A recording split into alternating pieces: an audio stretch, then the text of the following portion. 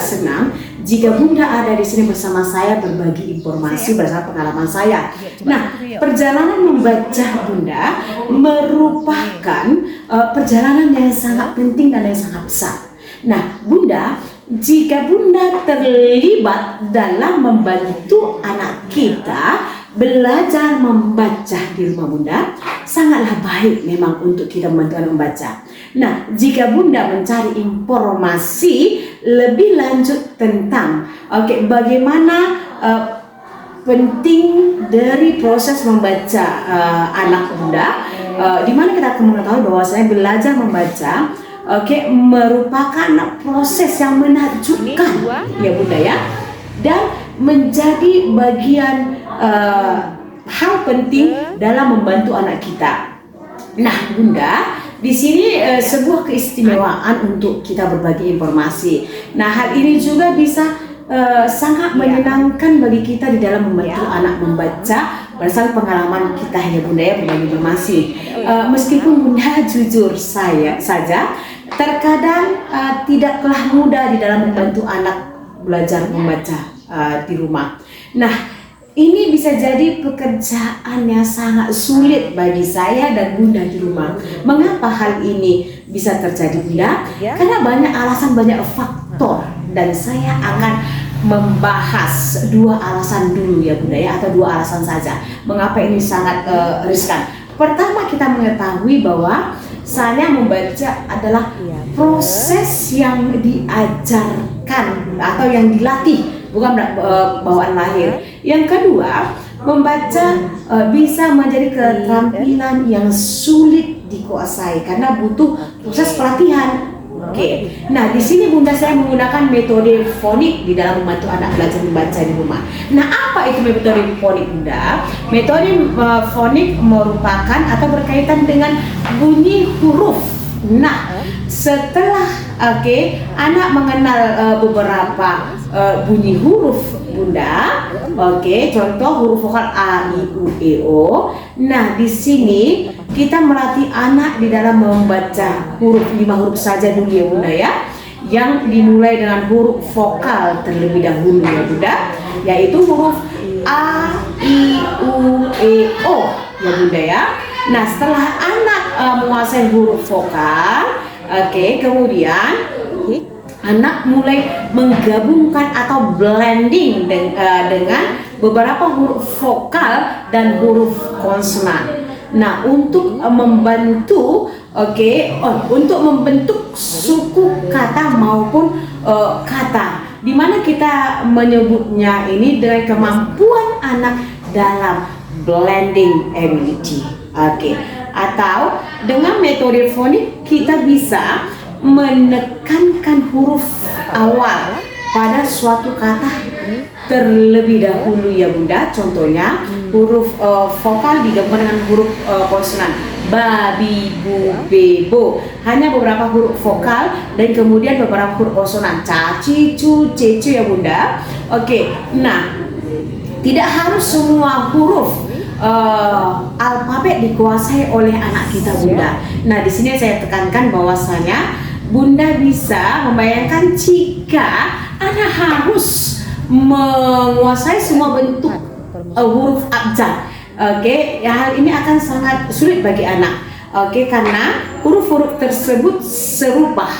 Ya Bunda ya, ada beberapa huruf itu yang mirip dan serupa, dan ini akan sangat mempersulit anak jika Bunda melatihnya itu dengan semua huruf abjad terlebih dahulu.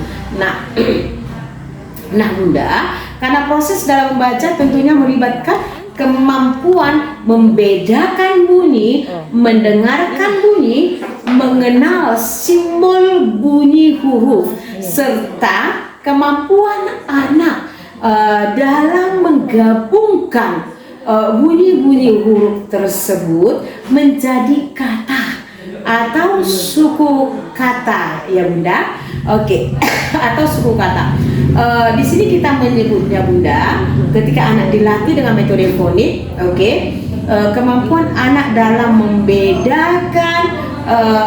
membedakan auditorial, deskripsi visual, dan yang lebih penting itu Bunda adalah kemampuan anak dalam membuat hubungan suara dan simbol sehingga anak tersebut dapat membentuk simbol-simbol tersebut bersambung menjadi huruf.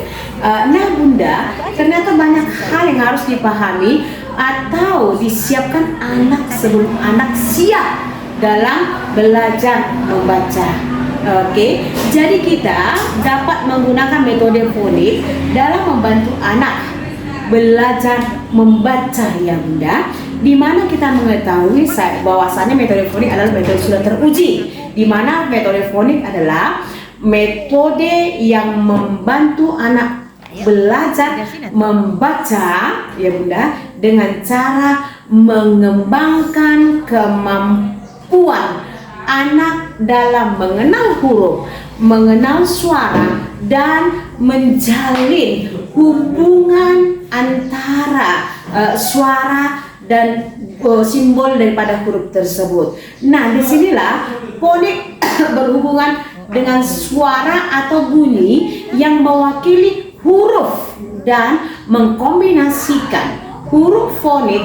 Di sini Bunda membantu anak belajar dengan cara mengembangkan kemampuan anak untuk mengenal huruf ya Bunda, mengenal huruf terlebih dahulu, mengenal suara dari huruf yang mereka lihat, dan menjalin hubungan antara keduanya Bunda.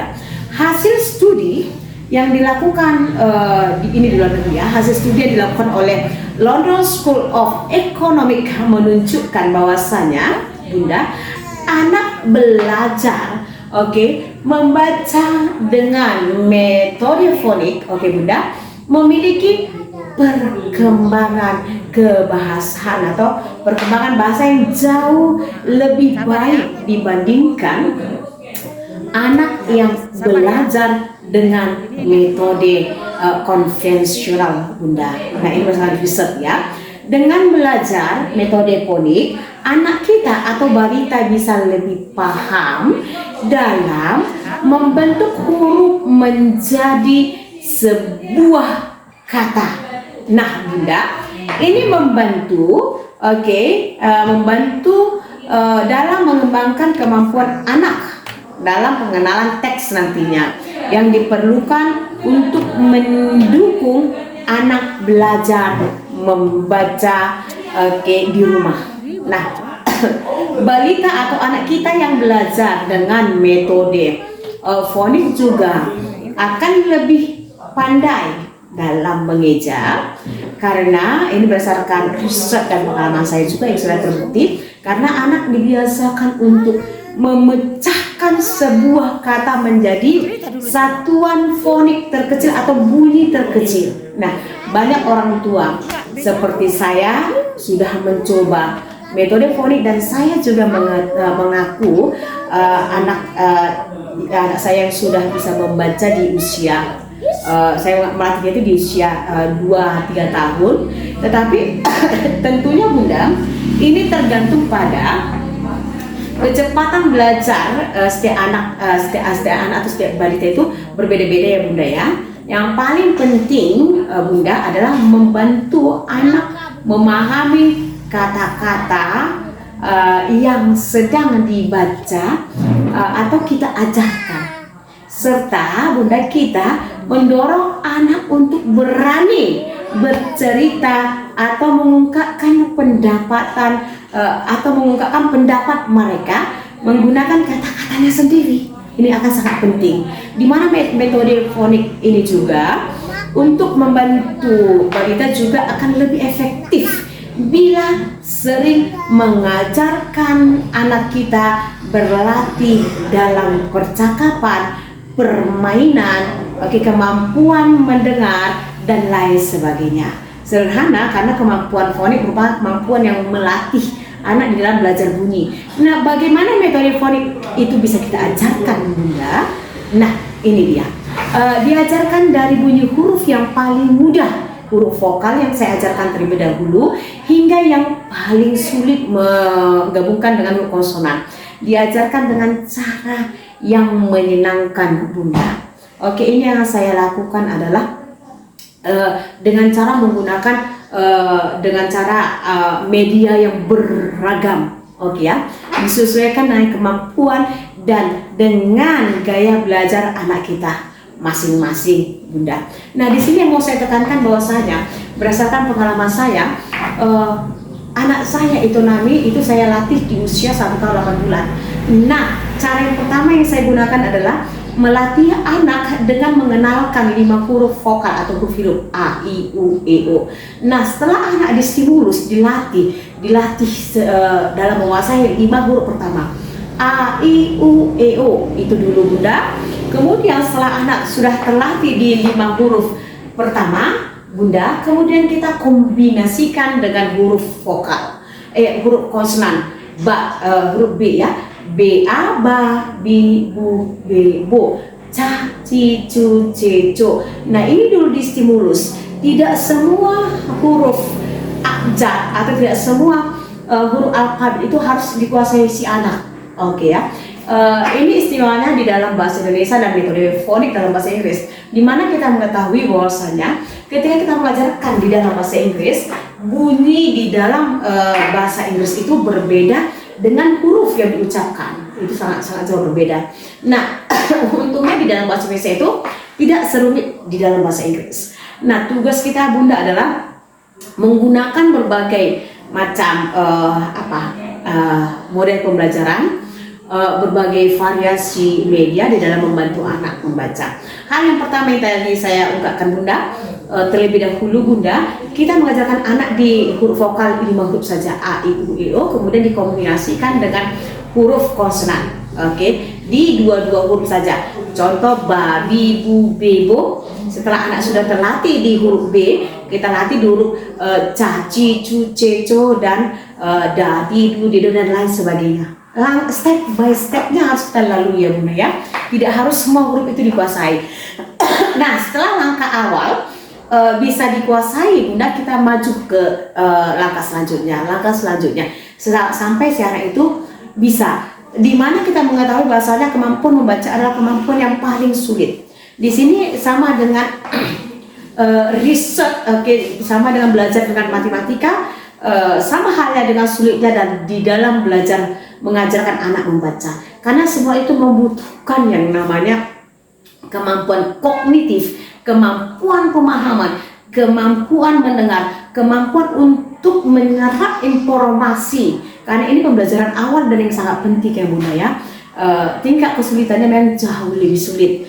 Nah, di sini, Bunda, yang saya alami bersama pengalaman saya, jika kita mengajarkan anak berlatih membaca itu, Bunda, sangat efisien jika kita mengajarkan anak one by one atau face to face, oke ya. Beda dengan ketika anak dilatih dalam kelas, oke. Ini akan sangat jauh lebih baik bagi kita, Bunda, melatih anak itu secara intens seorang saja. Nah, peran ibu, saya yakin dan percaya bahwasanya ibu merupakan guru yang terbaik di dalam melatih anak, di dalam membantu anak belajar membaca. Ini berdasarkan pengalaman saya. Nah, Bunda, sekali lagi, saya tidak harus mengatakan bahwasanya metode fonik itu jauh lebih baik, tidak. Yang utama adalah proses pelatihan atau latihan yang dilakukan secara terus-menerus sehingga si anak mahir atau menguasai konsep di dalam membaca. Itulah, Bunda ya. Yang utama adalah proses latihannya, bukan metodenya.